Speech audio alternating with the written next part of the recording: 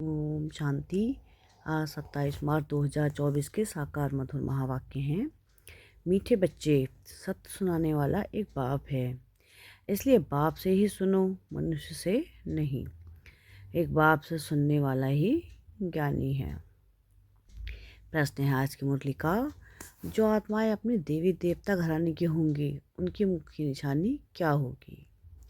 क्या प्रश्न है आज का कि जो आत्माएं अपने देवी देवता घराने की होंगी, उनकी निशानी क्या होगी?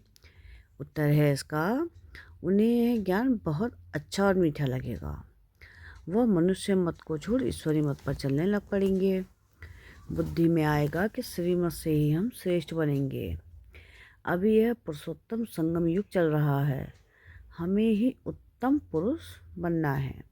ओम शांति। मीठे मीठे रूहानी बच्चे, आत्माभिमानी भव। देह का अभिमान छोड़ अपने को आत्मा समझो। यह भी जानते हो कि परमात्मा एक है। ब्रह्मा को परमात्मा नहीं कहा जाता है। ब्रह्मा के 84 जन्मों की कहानी को तुम जानते हो। उनका यह है अंतिम जन्म। मुझे आना भी उसमें ही होता है। जिसने पूरे जन्म लिए हैं, उनको ही बताता हूँ। तुम 84 जन्मों को नहीं जानते हो, मैं ही तुमको बताता हूँ।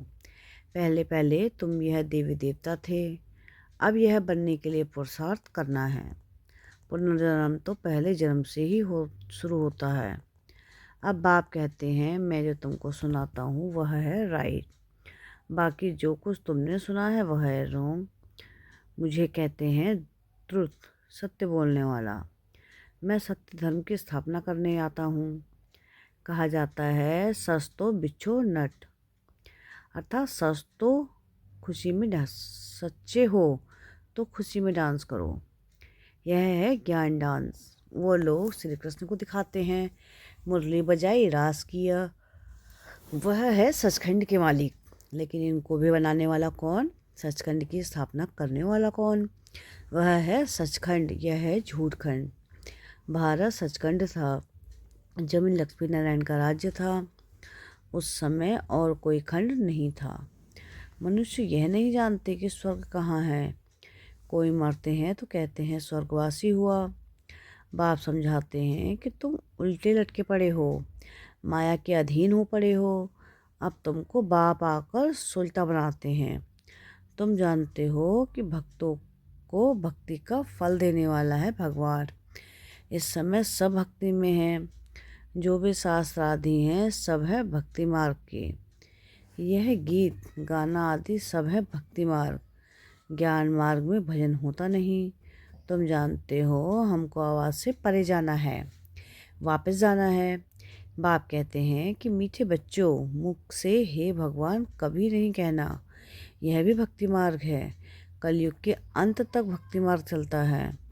अब यह है पुरुषोत्तम संगम युग, जबकि बाप आकर ज्ञान से तुमको उत्तम पुरुष बनाते हैं। तुम एक ईश्वरी मत पर चलो, जो ईश्वर कहते हैं वह राइट। बाबा मनुष्य तन में आकर सुनाते हैं, तुम कितने समझदार थे, अब कितना बेसमझ बन पड़े हो। तुम गोल्डन एज में थे, अब आयरन एज में आ गए हो। यहाँ का जो होगा उनको यह ज्ञान बहुत अच्छा लगेगा, यहाँ वालों को मीठा लगेगा। यह बाबा खुद भी गीता पढ़ते थे। बाबा मिला तो सब कुछ छोड़ दिया, गुरु भी किए। बाबा ने कहा यह सब भक्ति मार्ग के गुरु हैं, ज्ञान मार्ग का गुरु मैं एक ही हूँ। ज्ञान जब मेरे से सुने तब उनको ज्ञानी कह सकते हैं। बाकी सब हैं भक्त, श्रीमत ही श्रेष्ठ है। बाकी सब है मनुष्य मत, यह है ईश्वर की मत। वह है रावण मत, यह है भगवान की मत। भगवान वाच है कि तुम कितने महान भाग्यशाली हो, इसलिए तुम्हारा हीरे जैसा जन्म अभी है। अंगूठी में भी हीरा बीज में डालते हैं, माला में ऊपर फूल होता है, फिर मेरू। नाम भी है आदम बीबी। तुम कहेंगे मम्मा बाबा, आदि देव और आदि देवी। यह है संगम के। संगम युग ही सबसे उत्तम है, जबकि इस राज्य की स्थापना हो रही है। तुम बच्चों को 16 कला संपूर्ण बनना है। पुराने दुनिया को नया बनाने बाप आते हैं। इस दुनिया का ड्यूरेशन कितना है यह भी तुम बच्चों के सिवाय कोई नहीं जानते। लाखों वर्ष कह देते हैं, यह सब है झूठी बातें। झूठी माया झूठी काया कहा जाता है। सच्ची सच्ची है नई दुनिया, यह है झूठखंड। फिर झूठखंड को सचखंड बनना बाप का ही काम है। बाप कहते हैं भक्ति मार्ग में जो कुछ पड़ा है वह सब भूलो, यह है तुम्हारा बेहद का वैराग्य। वो तो सिर्फ घर बार छोड़ इस दुनिया में है, जंगल में चले जाते हैं। यह भी ड्रामा में नूद है, क्यों का सवाल नहीं उठता। यह तो बना बनाया खेल है। तुम बच्चों को बाप समझाते हैं ऐसे ऐसे होता है, और जो भी धर्म वाले हैं वह स्वर्ग में नहीं आ सकते। बौद्ध डिनाइस्टी, क्रिश्चियन डिनाइस्टी आदि कोई भी स्वर्ग में नहीं आते हैं, वह पीछे आते हैं। पहले पहले है डीटी डिनाइस्टी, फिर इब्राहिम बुद्ध क्राइस्ट आकर अपना अपना धर्म स्थापन करते हैं। बाबा पुरुषोत्तम संगम युग पर आकर के डीटी डिनाइस्टी स्थापन करते हैं। कोई भी आत्मा आती तो गर्भ में ही है। हो छोटा बच्चा तो बड़ा हुआ, छोटा बच्चा सो बड़ा हुआ। शिव बाबा तो छोटा बड़ा नहीं होता, न वह गर्भ से जन्म लेता है। बुद्ध की आत्मा ने प्रवेश किया है। बुद्ध धर्म पहले तो होता नहीं, जरूर यहाँ के कोई मनुष्य में प्रवेश करेंगे, फिर गर्भ में तो जरूर जाएंगे। बुद्ध धर्म एक ने ही स्थापन किया और फिर उनके पीछे और आते गए, फिर वृद्धि होती गई। जब लाखों हो जाते हैं तो फिर राजाई चलती है। बौद्धियों का भी राज्य था। बाप समझाते हैं जब सब पीछे आते हैं, यह सब पीछे आते हैं, उनको गुरु नहीं कहा जाता है। गुरु होता है एक, वह तो अपने धर्म की स्थापना कर फिर नीचे आ जाते हैं। बाप ने सबको ऊपर भेज दिया था, फिर मुक्ति धाम से एक एक करके नीचे आते हैं। तुम भी जीवन मुक्ति से नीचे आते हो, वैसे वह फिर मुक्ति से नीचे आते हैं। उनकी महिमा कहेगी। ज्ञान तो उस समय प्राय लोप हो जाता है। बाप ज्ञान देते हैं उनकी गति सदगति के लिए। यह गर्भ में भी नहीं आते, इसमें बैठे हैं। इनका दूसरा नाम नहीं, औरों के शरीर का नाम है। यह है ही परमात्मा। यह ज्ञान का सागर है। यह ज्ञान पहले आदि सनातन देवी देवता धर्म वाली आत्माओं को मिलता है, क्योंकि उन्हें ही भक्ति का फल मिलना है। भक्ति तुम ही शुरू करते हो, तुमको ही फल देता हूँ। बाकी दूसरे सब हैं वाई प्लाट, वह 84 जन्म भी नहीं लेते हैं। बाप समझाते हैं बच्चे तुम अब देही अभिमानी बनो। वहाँ भी समझते हैं एक शरीर छोड़ दूसरा लेंगे। दुख की बात नहीं, विकारों की बात नहीं। विकार होते हैं रावण राज्य में, वह है निर्विकारी दुनिया। तुम समझाएंगे फिर भी मानते नहीं। कल्प पहले मिसल जो मानते हैं वही पद पाते हैं, जो नहीं मानते हैं वह नहीं पाते हैं। सतयुग में सभी पवित्र सुख शांति में रहते हैं। सब मनोकामनाएं 21 जन्म के लिए पूरी हो जाती हैं। सतयुग में कोई कामना नहीं, अनाज आदि सब कुछ अतः मिल जाता है। यह बॉम्बे पहले नहीं थी। देवताएं खारे जमीन पर नहीं रहते हैं। मीठी नदियाँ जहाँ थी वहाँ देवताएं थे। मनुष्य थोड़े थे, एक एक को बहुत जमीन होती है। दिखाते हैं सुदामा ने 2 मुट्ठी चावल दिए, महल मिल गए। मनुष्य दान पुण्य करते हैं ईश्वर अर्थ। अब वह कोई भिखारी है क्या? ईश्वर तो दाता है। समझते हैं कि ईश्वर दूसरे जन्म में बहुत कुछ देगा। तुम 2 मुट्ठी देते हो, नई दुनिया में बहुत कुछ लेते हो। तुम खर्चा करके सेंटर आदि बनाते हो, सबको शिक्षा मिले, अपना धन खर्च करते हो, फिर राजाएं भी तुम ही लेते हो। बाप कहते हैं मैं ही तुमको अपना परिचय देता हूँ। मेरा परिचय कोई को है नहीं। ना मैं किसी तन में आता हूँ, मैं आता ही एक बार हूँ जब पतित दुनिया को चेंज करना है। मैं हूँ ही पतित पावन। मेरा पाठ ही संगम युग पर है, जो भी एक्यूरेट समय पर आता हूँ। तुमको यह थोड़े ही पता पड़ता है कि शिव बाबा इनमें कब प्रवेश होता है। श्री कृष्ण की तिथि तारीख मिनट घड़ियाँ लिखते हैं, इनका कोई मिनट आदि नहीं निकाल सकते।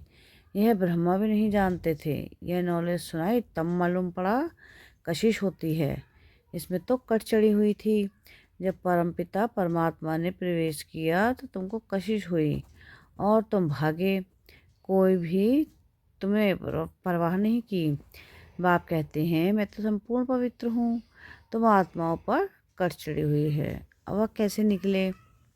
ड्रामा में सब आत्माओं का अपना अपना पार्ट मिला हुआ है। यह बहुत गूढ़ बातें हैं। आत्मा कितनी छोटी है, दिव्य दृष्टि के बगैर उनको कोई देख ना सके। बाप आकर तुमको ज्ञान का तीसरा नेत्र देते हैं। तुम जानते हो हम आत्माओं को ही बाप पढ़ाते हैं। भक्ति मार्ग में तो ज्ञान है आटे में नमक, जैसे भगवान हुआ आज अक्षर राइट है, फिर श्री कृष्ण से रॉन्ग हो जाता है। मन मना भव अक्षर ठीक है, परंतु अर्थ नहीं समझते। मामिकम अक्षर ठीक राइट है। यह है गीता का युग। भगवान इस समय ही इस रथ में आते हैं। उन्होंने दिखाया है घोड़ा गाड़ी, उसमें श्री कृष्ण बैठा है। अब कहाँ भगवान का यह रथ, कहाँ घोड़ा गाड़ी, कुछ भी समझते नहीं। यह बेहद के बाप का घर है। बाप सब आत्माओं यानी बच्चों को 21 जन्म के लिए हेल्थ वेल्थ हैप्पीनेस देते हैं। यह भी अनादि अविनाशी बना बनाया ड्रामा है। कब शुरू हुआ वह नहीं कह सकते। चक्र फिरता ही रहता है। इस समय का तो किसी को मालूम ही नहीं। बाप बतलाते हैं कि यह ड्रामा 5000 वर्ष का है। आधे में सूर्यवंशी चंद्रवंशी, आधे में अर्थात 2500 वर्ष में बाकी और सब धर्म। तुम जानते हो कि सतयुग में है ही वॉइसलेस वर्ल्ड। तुम अभी युगबल से विश्व की राजाई लेते हो। क्रिश्चियन लोग खुद समझते हैं हमको कोई प्रेर रहा है, जो हम विनाश के लिए यह सब कुछ बनाते हैं। कहते हैं हम ऐसे बॉम्ब बनाते हैं जो एक दुनिया तो क्या 10 दुनिया खत्म कर सकते हैं।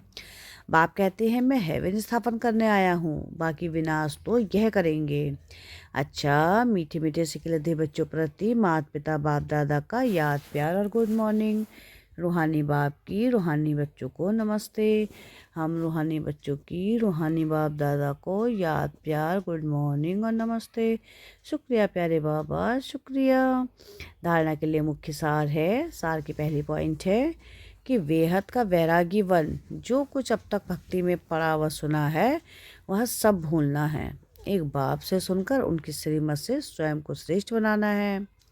सेकंड पॉइंट है कि जैसे बाप संपूर्ण पवित्र हैं, उस पर कोई कट यानी जंग नहीं, ऐसे ही पवित्र बनना है। ड्रामा के हर पार्टधारी का एक्यूरेट पार्ट है। इस गुह्य रहस्य को भी समझकर चलना है। वरदान है आज की मुरली का कि बाप और वरदाता इस डबल संबंध से डबल प्राप्ति करने वाले सदा शक्तिशाली आत्मा भाव। सर्व शक्तियाँ बाप का वर्षा और वरदाता का वरदान है। बाप और वरदाता इस डबल संबंध से हर एक बच्चे को यह श्रेष्ठ प्राप्ति जन्म से ही होती है। जन्म से ही बाप बालक को सर्व शक्तियों का मालिक बना देता है। दाता साथ साथ वरदाता के नाते से जन्म होते ही मास्टर सर्वशक्तिमान बनाए सर्वशक्ति भाव का वरदान देता है। तो एक द्वारा यह डबल अधिकार मिलने से सदा शक्तिशाली बन जाते हो। स्लोगन है आज की मुरली का कि देह हो देह के साथ पुराने स्वभाव संस्कार व कमजोरियों से न्यारा होना ही विदेही बनना है। हम सबकी अति स्नेही बाप दादा के दिल पर राज करने वाली, अपने जीवन व कर्तव्यों द्वारा गुणगान करने वाली, सदा विदेही स्थिति में रहे ट्रस्टी बन यज्ञ रक्षक बनने और बनाने वाली दादी जानकी जी का आज पुण्य स्मृति दिवस है। वे 27 मार्च 2020 को अव्यक्त वसनवासी बनी। उनके द्वारा मिली हुई अनमोल शिक्षाएं सदा हम सबके कानों में गूंजती रहती हैं। पहली है कि अपने ऊपर आशीर्वाद करनी है तो सूक्ष्म अभिमान को परख कर उसे जल्दी से खत्म कर दो। सेकंड है कि अपनी अवस्था को ऐसा आचरण डोल बना लो जो समय संकल्प जरा भी व्यर्थ ना जाए। तीसरा कि दुनिया के दुख दर्द दूर करने के लिए इनोसेंट और मीठा बनो, माँ समान पालना दो। फोर्थ है कि अधिक सोचने बोलने और चिंता करने से शक्ति खर्च होती है। साइलेंस में रहो तो शक्ति जमा हो। 5वां है कि परचिंतन व नफरत की निगाह को खत्म कर स्वचिंतन और प्रभु चिंतन करो। 6 पॉइंट है कि खुश नसीब व ब्लिसफुल रहना है तो बाबा की ब्लेसिंग लेते चलो। 7 पॉइंट है कि किसी की गलती चित्त पर ना हो, चित्त साफ रखो तो चैन से रहेंगे। 8 पॉइंट है कि तपस्वी बनने के लिए त्यागी बनो, जरा भी इच्छा व आसक्ति ना हो। 9 पॉइंट है कि अपनी स्थिति ऊंची बनानी है तो याद में रहने का गुप्त अभ्यास करो, साधारण बोलने व सुनने की आदत ना हो। 10 पॉइंट है कि अपनी सतोगुणी दृष्टि वृत्ति द्वारा आपस में सतोगुणी व्यवहार से अपनी संपूर्णता को समीप लाओ। 11 पॉइंट है कि अंतर्मुखी बन जाओ तो 8 ही शक्तियाँ सखी के रूप में साथी और सहयोगी बन जाएंगी। अच्छा, ओम शांति।